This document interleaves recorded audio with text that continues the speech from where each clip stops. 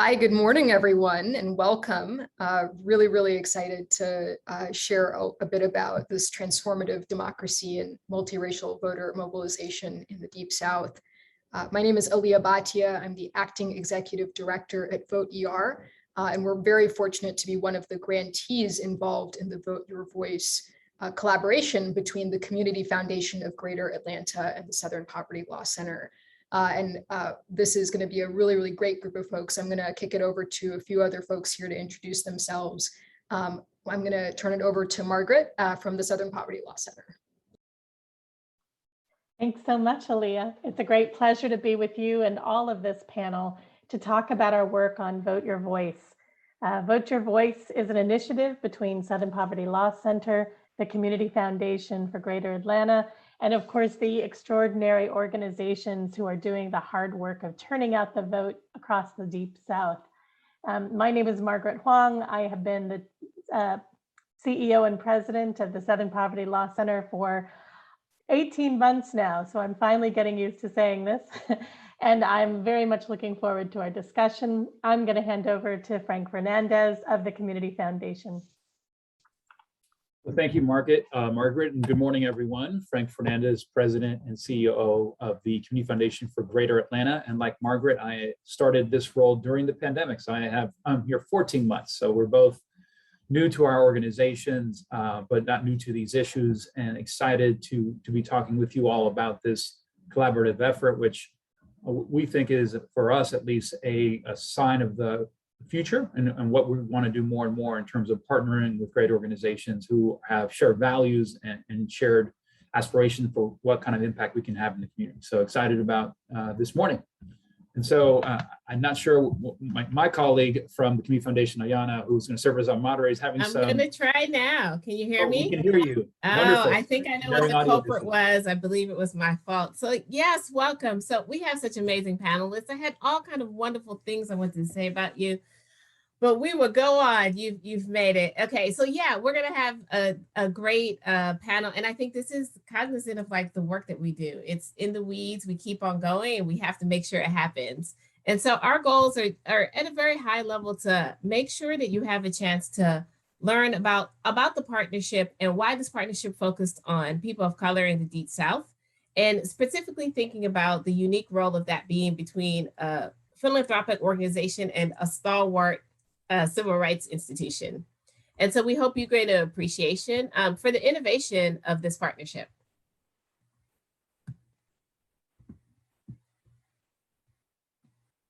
So I want to just share a little bit of stats about what this is. And so the partnership between the Community Foundation and the Southern Poverty Law Center started in 2020, in really the wake of our national conversation around democracy and what we need to do for it. And so the partnership had one simple goal: to engage voters of color in the Deep South to ensure that they can exercise their right to vote, particularly given the historic and current barriers faced by these communities. The partnership specifically entailed deploying a $30 million investment in voter registration and mobilization across those 5 Southern states. And it had a tremendous impact, as you can see on the slides. 831,000 votes were cast, 344,000 of those by mail, 461,000 in person, and 28,000 people voting early in person.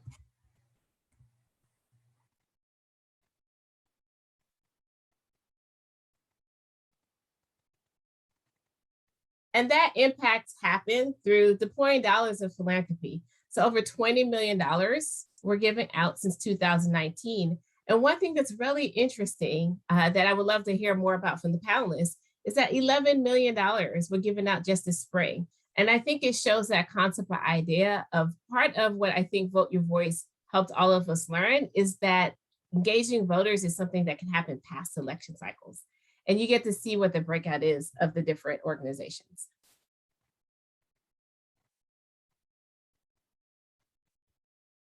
And what a tremendous impact it had. I would say this was my favorite stat, that of those grantee recipients, when they did contacts and engagement, over 75 million contacts in the 2020 election cycle.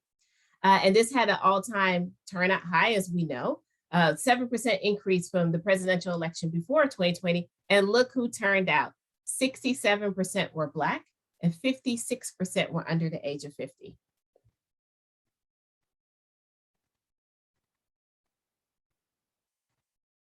So Margaret, we're going to turn to you first. The Southern Poverty Law Center is an esteemed institution with decades of service fighting for civil and human rights. I mean, people know that work well. But Vote Your Voice, while it's completely in line with what we know SPLC to be known for, it still feels new. Tell us, why did SPLC want to do this and feel the need for this work? Thanks so much, Ayanna. The Southern Poverty Law Center is actually celebrating our 50th anniversary this year. We took the momentous occasion to actually reaffirm our mission. And our mission is to focus on serving as a catalyst for racial justice in the South and beyond. There's no question that the organizing on the ground in the South has been extraordinary. And we've seen the successes of that organizing through the civil rights movement and through other pivotal moments in the civil rights era. But it's also true that we have deeply underinvested in organizations in the South. When you compare the amount of philanthropic dollars that are going into the South, it's almost half of what goes into other states in the country. And the amount of money that's going into structural change work like voting rights is actually only 10% of what's going into the rest of the country. These numbers highlight the fact that we have not been resourcing the efforts in the South the way that many, many other parts of our country have been able to do. And in spite of that, if you think about what happened in the 2020 election, the turnout in Georgia was extraordinary and actually shifted the political context for the entire country. That work didn't happen because of investment only in 2020. That work happened because over the last decade, a number of community organizations on the ground worked with their communities to actually build interest in civic engagement and to deliver on that vote. So we believe that making investments in communities of color, in organizations led by people of color, can actually have a significant impact, not only for the local elections and the local communities, but in fact across the country. Thank you, Margaret. And I definitely want to, we'll have time to dig in the conversation, but I want to make sure we hear from the beginning from each panelist. So Frank, Margaret talked a lot about the investment. And, we know with community foundations that there's a wide range of investments in philanthropy. And so I'm interested when SPLC came and said, hey, we have this unique opportunity. We want to partner with you to give away $30 million to help build a better democracy across the South. When you think about what role philanthropy usually plays and what role the community foundation plays, why do you think this partnership was a good fit for the foundation? So it's interesting because as I said earlier, I inherited this partnership, and it's been a great partnership in the 14 months that I've been here. And to me, it's really grounded in this idea, we are a place-based institution. We are focused in Greater Atlanta, but we thought the topic and the issue was so important that we needed to expand beyond our typical footprint. And part of that really, it goes to this idea, and I'm sure many of you have heard this W.E.B. Du Bois quote, as the South goes, so goes the nation. And one of the things that we look at a lot is data. And if you look at any maps that talk about economic and social mobility, about resources, as Margaret was just highlighting, it's, they tend to make red is bad, blue or green is good, and the South is always red. And so from our perspective, we need to do whatever we could to address the issues that we know are in our community and in the greater, southern region, right? And so from our perspective, that was a great starting point. Another one really is our growing interest in this idea of democracy. I think more and more folks have been talking about that. And now I've been, over the last 9-10 months or so, been very liberally plagiarizing from Amanda Gorman. If you recall, she had this great quote around, what can we do to finish our unfinished democracy? And for us, this work really aligns with that very clearly in terms of what can we do to promote an open and transparent democracy where all voices are heard and all votes count. And until I think the last few years, that was not a partisan thing.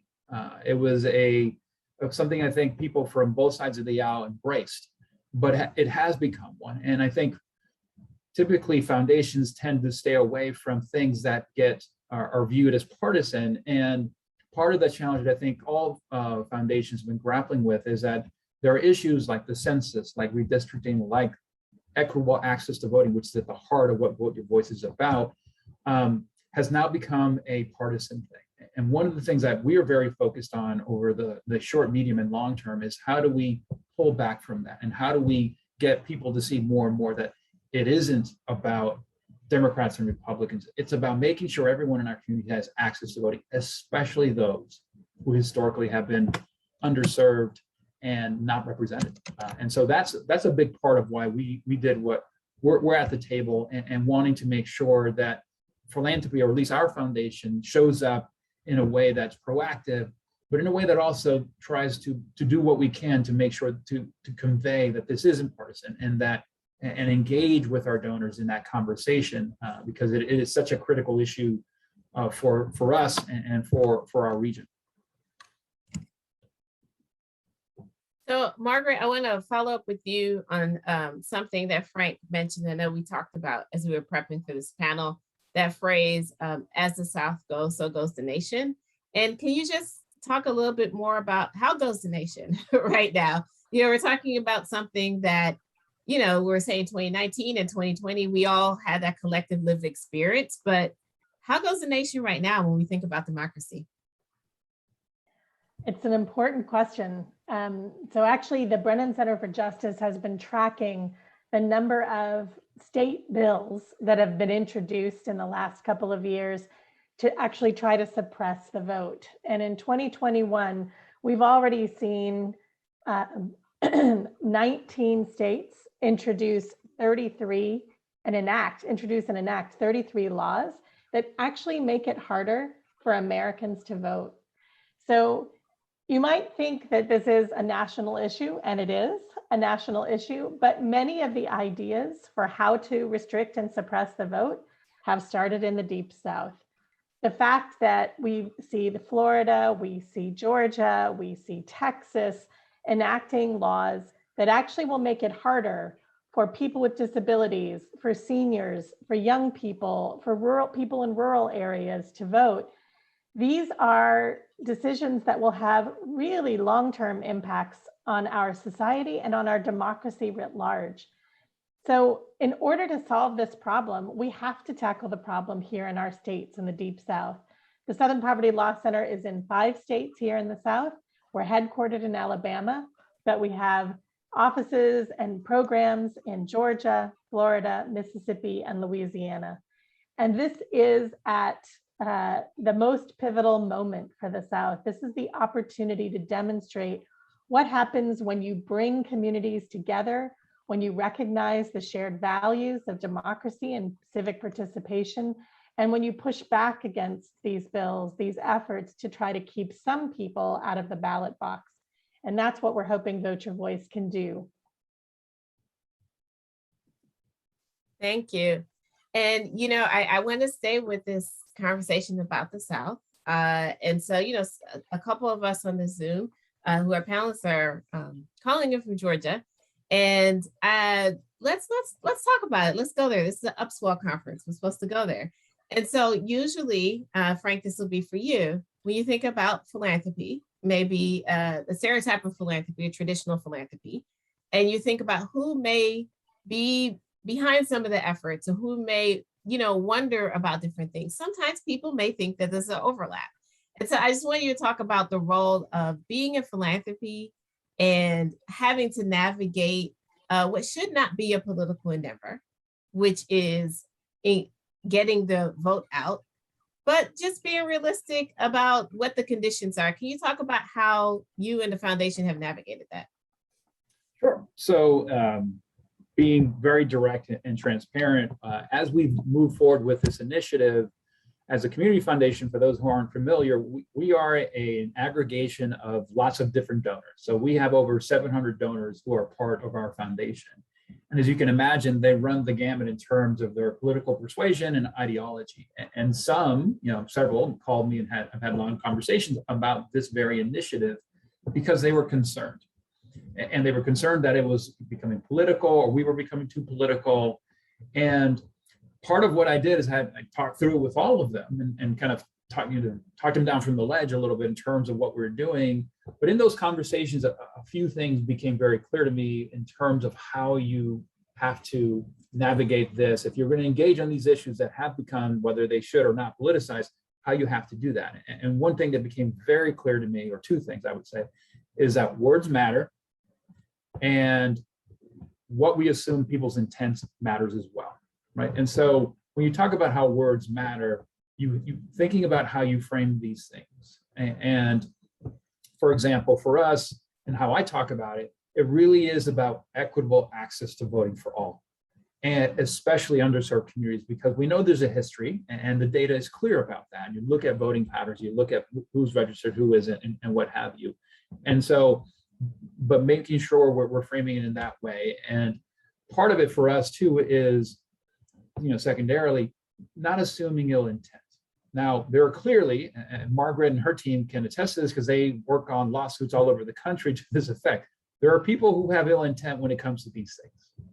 But what I think sometimes happens, and whether they do this themselves or others do this for them, is that folks assume that anyone who is of a particular persuasion, they all are doing it or think about it the same way. And I think that's where things kind of go off the rails from my perspective in terms of, for example, it is not the case that all conservatives are supportive of laws that repress a vote. But sometimes in our language, we assume that, for example. And I think it's not fair. And I think it actually ultimately hurts the cause of equitable access for voting for all if we make that assumption, while we still can recognize that some are intentionally doing that, right? But I think part of it is being able to parse that out because it becomes, in all honesty, so many people are so passionate about it. It's hard that to not do that sometimes. And so part of it for us is because we are a place, as a community foundation, we are a place that brings people together, that bridges difference, that brings folks who may not always agree on the solution and have very different lived experiences. But we bring them together because they're focused on our community and what we can do to make it better and on these types of issues and want to engage on these issues. They may just not always have the same perspective. So that's how we've tried to navigate that. And Margaret, before we turn to Aaliyah, who is one of the grantees, I'm just interested in your thoughts and continuing of when you think about the grantees and the nonprofits and the partners you worked with, what did you learn? What lessons did SBLC learn in partnering in that way? Well, I think what's always critical to realize when it comes to civic participation work is that none of us can be successful if we're not working in partnership and alliance with a larger ecosystem. It doesn't matter what the Southern Poverty Law Center is doing if we're not aligned with organizations like Vote ER and other groups who are so committed to supporting communities to engage in civic participation and to turn out the vote. Our work can only touch so many people. And the important thing in the South is that the ecosystem of organizations committed to bringing racial justice, committed to expanding access to voting and to other social services across the South has to be strengthened in order for us all to be more effective. So we learned a tremendous amount from all of our partners in this initiative, different strategies, different ideas and tactics, and different ways that communities feel about these issues. These are all important for us to share with one another. And that's been the best benefit of the project, is that we've gained tremendously knowledge and information, understanding of how other groups approach this. And we can share those lessons across all of the groups involved in the initiative. Thank you. So Aaliyah, you are one of those amazing partners and had a chance to engage with SPLC. Tell us more about Vote ER. Thank you, Ayana, and thank you, Margaret and Frank. When we think about the Vote Your Voice partnership, there's a couple of things that make us really proud of being a part of it, and that we hope as a result of sessions like this and the work that these different partners are doing will get emulated across the country. And a few of those things that I think about immediately off the bat are, first, the investment in long-term support for organizations, recognizing this isn't just a thing that happens in a major national election year. Second, the incredible organizations we get to collaborate with because we're part of this grant, the organizations we get to catch up with and learn about their work and explore how we can partner. And then third, because of the structure of how the funding works allows us to grow and build infrastructure as an organization, which we know from what we've seen in Georgia last year and in the years before, that's the work we have to do in order to build democracy effectively. I want to start with a bit of a story of how I joined VoteER. And my work and life have mostly been in the South. I'm a native Georgian. I have worked in Mississippi, Alabama, and Louisiana, and I've spent most of my formative and professional years somewhere in the South. And in December of 2019, I was on a ride-along in Atlanta with our safety net health system called Grady Hospital. Had the opportunity through a leadership program to get an up close and personal view of what it's like for EMTs serving families and communities across the metro region. And I went with this manager who took me in his truck to see where ambulances were meeting with families and what sort of things they were encountering. And for many of you listening to this, and for Frank and Ayana and Margaret, a lot of the things they were seeing are going to be very predictable to us. They were seeing crises of homelessness. They were seeing crises of inadequate housing that has generated health problems. They were seeing the lack of quality food in neighborhoods, lack of good grocery stores. And they were seeing changes in people's insurances because we tie so much of insurance to our jobs. So I asked this manager, I'm a sort of like people to prioritize. I was like, all right, you have to prioritize. I give you a magic wand. You only get to change one thing. What's your one thing? And his answer really surprised me. He said, if I could wave my magic wand, all my patients would vote. Because if all my patients voted, then the level of investment that would go into the local services, job training, politicians making sure there is a grocery store in their neighborhood, investment into affordable housing, those things would be really strong. And then in addition to that, if somebody actually called for my EMS, I could send them an ambulance on time. I'd have the resources and funding to do that. I want to tell you why his answer surprised me. The first reason I think will sort of resonate with many of you, but I didn't expect to resonate with him, which is health is where so many other social inequities accumulate. When we talk about a person's life expectancy, we're talking about the accumulation of the social experiences that they have had, not just a health outcome. Only 20% of that is our time in hospitals. 80% of it is the environment. It's the conditions around us, these things called the social determinants of health. And I had not expected for him as a sort of health provider to say it in that way. But the second reason that it surprised me is that this EMT manager was not from the city. He was actually from a very white neighborhood, far outside, kind of on the outskirts of the metro Atlanta region. He had told me on our ride along that he suspected our politics were different. We disagreed on a lot of important issues. But when it came down to what's the one thing you would do, the one thing he would do was ensure that everyone he served had voice at the local level, at the state level, and at the federal level. So that's eventually what brought me to VoteER. 2 months later, heard about this organization doing healthcare-based voter access. And if you go to the next slide here, our founder had very similar experiences as this EMT.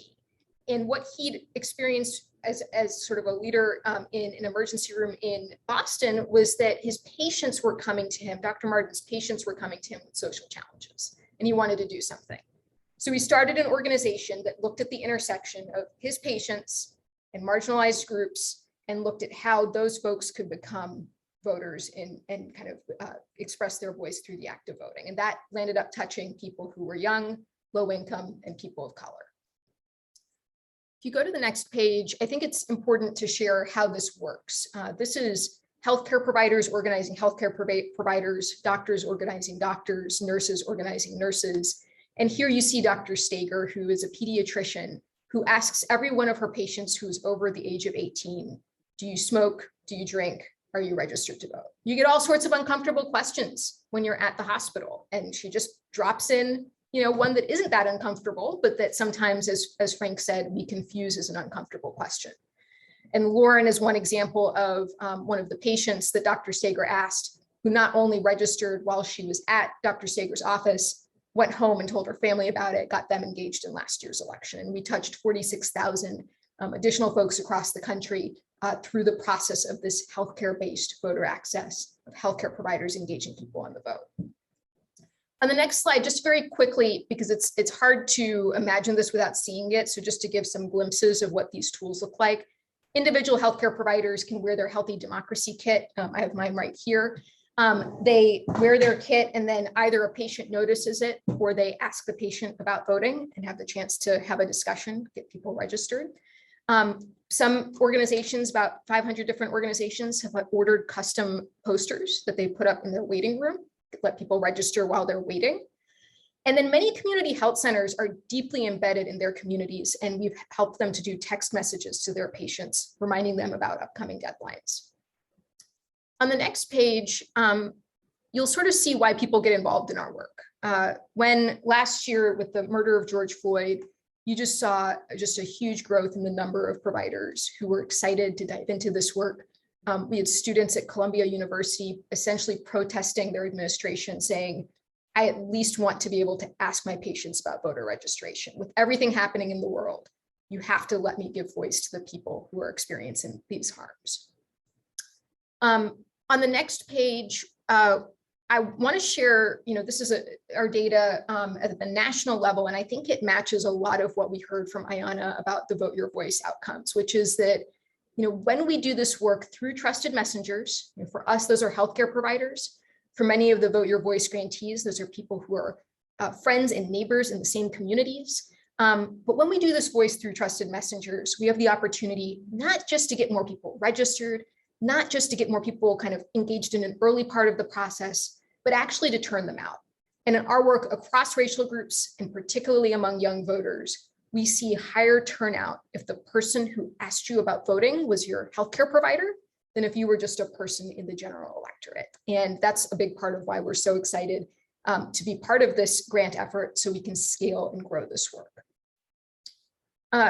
On the next slide, I want to come back to something both Margaret and Frank and Ayanna have talked about, which is, the US political system, we've noticed over the last few days, has some really big challenges with how we define the rules and norms of our democracy. One of them is that in a pure campaign model, when the campaign is over and the person has won or lost or whatever, it shuts its doors and it doesn't come back until that person runs again. In that, you lose connections and relationships, you lose the training you've put into people, you lose sort of the technologies that you've been using and have built up to use. And in that model, it's not sustainable. What's so cool about the Vote Your Voice grant and why it should be a model for how we think about this work across the country is it recognizes what you see on the right, which is that when we are done with a peak, we need to make sure that all the folks there know that there's a next step in that peak, and that we need to sustain them and get on the trampoline for the next one. And we feel really fortunate to be a beneficiary of that support and have done really cool things this year with that opportunity. And to give you a quick sense of what some of those things are, on the next slide, you'll see some of what we've done this year around power building. The first is VOTR is the operating partner of a effort called Civic Health Month. Every August, we help healthcare providers, hospitals, and democracy organizations come together to celebrate the link between voting and health that you saw at Grady Hospital in Atlanta, that when patients vote and have voice in our health system, that we get better outcomes and results. This year, despite not being a national election year, we more than doubled the number of partners in that and had a tremendous amount of energy around our conference and have kind of put out thought leadership through that vehicle. The second piece is we're training people. We're training healthcare providers to be organizers and community organizers in their community. And they are nurses in Athens. They're medical librarians in Atlanta.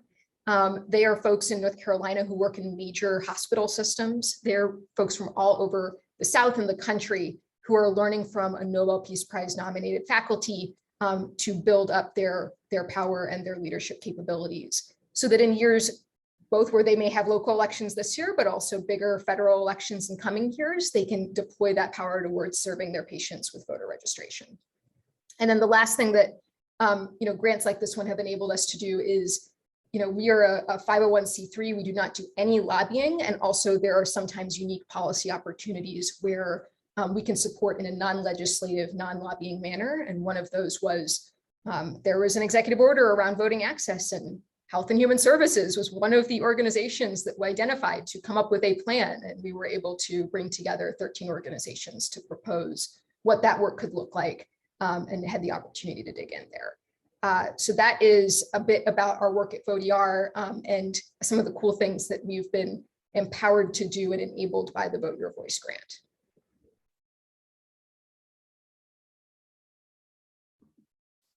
Thank you, Aaliyah. And a phrase for the day I'm going to take from this is power building. And the graphic, I think that graphic should be on t-shirts, because I hear so many people talk about, and part of this is what to do between the election cycles, and that graphic captures it perfectly. And so we are right at time to open up for Q&A. And so my Upswell colleagues, I believe you are helping us lob any questions in the chat. So please let us know what questions you have for our amazing panelists and about this partnership.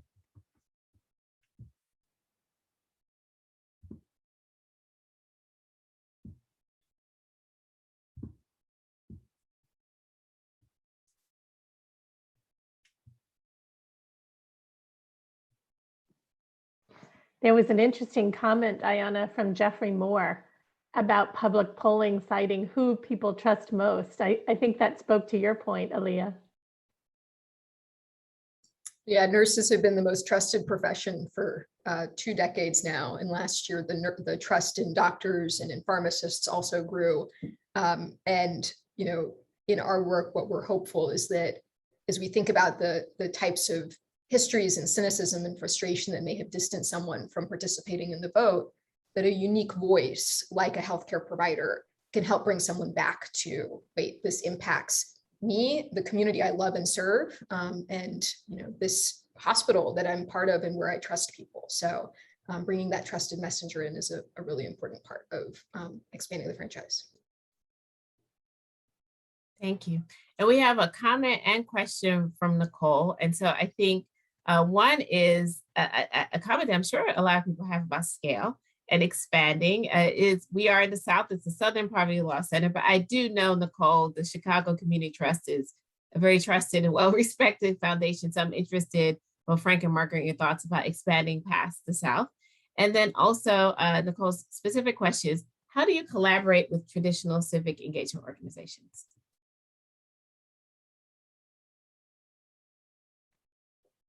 So I'm gonna put that to you, Margaret. Thanks, Ayanna. Okay, thanks, Frank. So I think for both the Community Foundation and the Southern Poverty Law Center, it's pretty obvious why we're focused on the South. But there's, as Frank already quoted W.E.B. Du Bois, I won't quote him again, but it's true that it's because we see this work in the South as having a national impact. There's no question that what we're trying to do in the South will have lessons learned for the entire country. And I think that we'd be delighted to talk with others in other parts of the country about what has worked about this collaboration, what we've learned, and how this might be replicated or improved upon in other parts of the country. In terms of the engagement with traditional civic engagement organizations, many of those organizations have also been partners in this effort. It's just that the resourcing is quite different. And I think many of those organizations traditionally see an uptick in their contributions and their collaborations with philanthropic institutions around the times of election. And what Aaliyah was highlighting is it's not just about election years. It's about the being on the ground community organizing effort all year round and every year. And the people who are best suited to do that are the community organizations and the people really working on the ground in communities. So while traditional civic engagement groups are still vitally important and will always play key roles, I think what we're trying to do now is to boost the capacity of other organizations to have as much resources as possible to really be equal partners in this struggle. Frank, what would you add? I think the only other thing I would add for us as we think about this as part of a broader democracy portfolio, we're really focused on all voices being heard and all votes counting.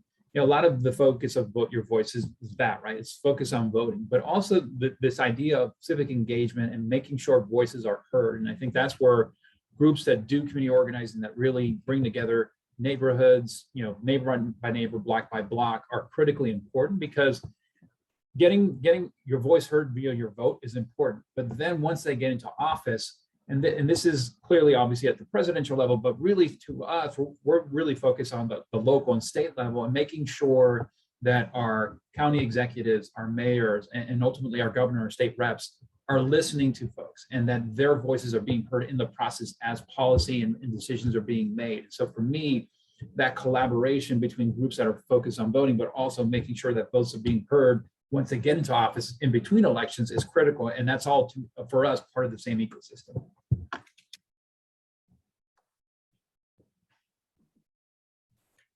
All right, we have we have another question from Aria. What do you think the role of local school communities are in this, both to generate voter registration of young people of color and to connect families to health and human services? So I'm going to pitch that to you, Frank, given some of the work that's happened with education, I know in the Metro Atlanta area. I can speak to that, and I would encourage you, actually, Yana, to speak up as well, because I know you've done a lot of this work. But I think, to me, one of the things that's wonderful about our schools is that they are a place where folks come together, who are kind of, they have to because your kids are involved. And oftentimes these schools are places that are trusted, right? And you heard earlier from Alia that that's so critically important, is having folks who are trusted.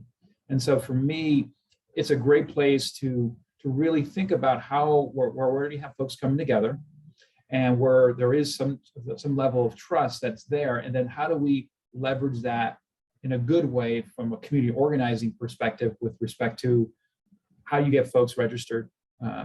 We saw that in some of our grantees. In fact, during this last election, they worked to get seniors in high school across the city and across the region registered, because they could and they should. But also importantly, how we leverage it. And I think the model that Vote ER is a great example of that, of how you piggyback on these things to address all these other issues that we know are critically important to individuals and families. And so from my perspective, I think there's a great role to be played. The thing you have to navigate clearly is, how do you make sure that it doesn't get perceived as political or polarized, especially in schools, and they tend to have a very high threshold for that type of stuff. So to me, it's about how you engage in that conversation with your school districts in a good, constructive way.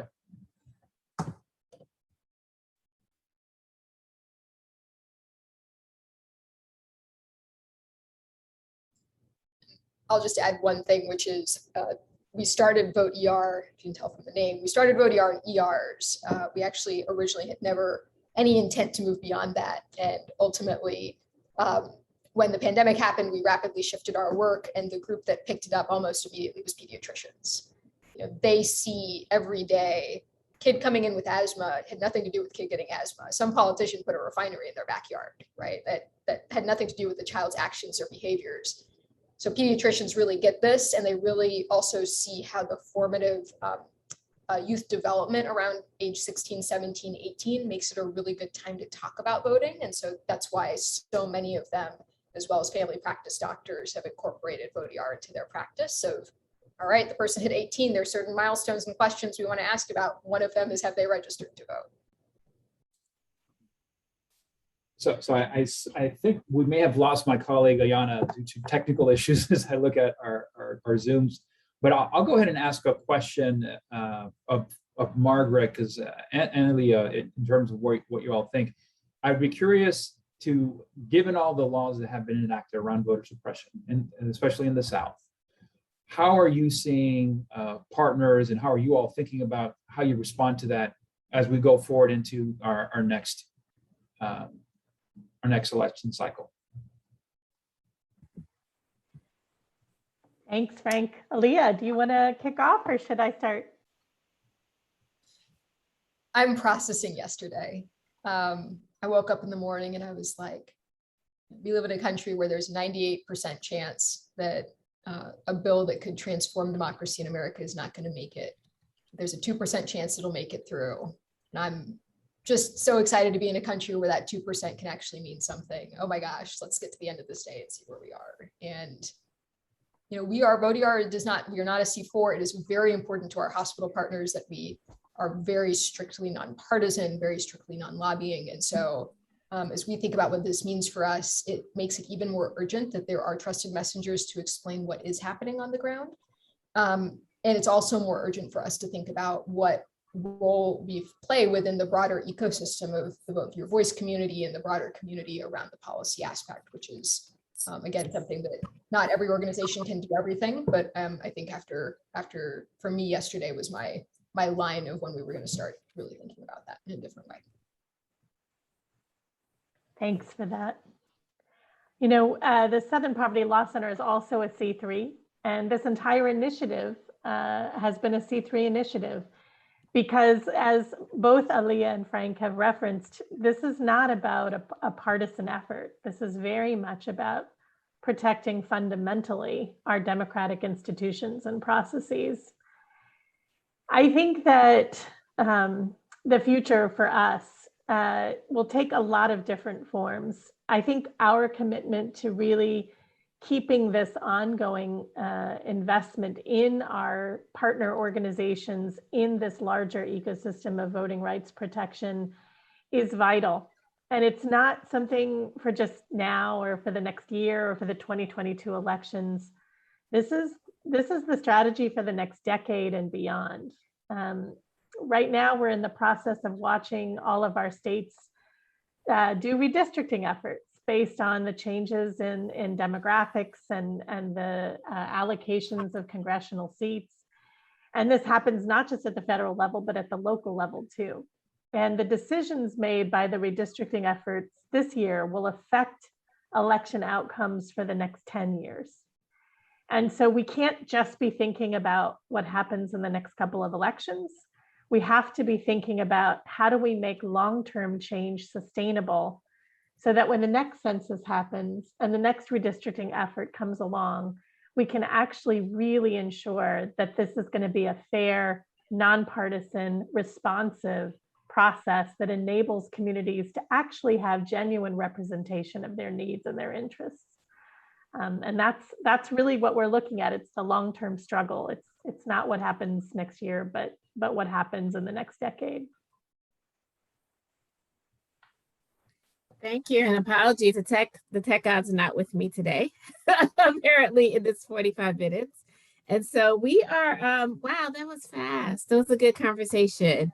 And so I think we had some closing thoughts around the feature, but if we can have, I am going to, actually, I'm going to pitch it back to you, Margaret and Frank and Leah, for last quick whip around, a call to action. What's one thing that any of our audience can do? What's one thing that they can do to ensure that we can continue this work?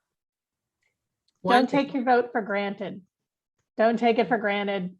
Make sure you're registered. Make sure everybody you know is registered, and do your best to get out the vote in every election. And I'll just say, from a funder perspective, if you are a funder, don't shy away, because it may make you uncomfortable, or you may have to talk to people. These are the tough issues that we have to grapple with, and so we gotta lean into it. And from our end, there are thousands of local elections happening over the next week and a half. These are the elections that impact, again, grocery stores and neighborhoods, whether people have lead in their water, quality of housing, whether they are even housed, how much we pay people in jobs.